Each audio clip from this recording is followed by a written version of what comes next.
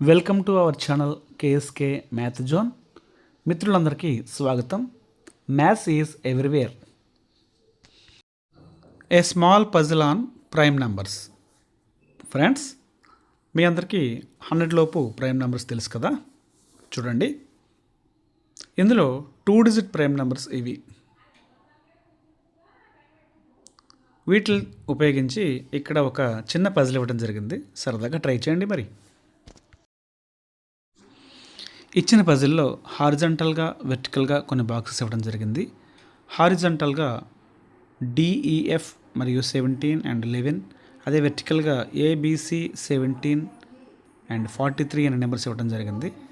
17 అనేది కామన్గా ఉంది కదా.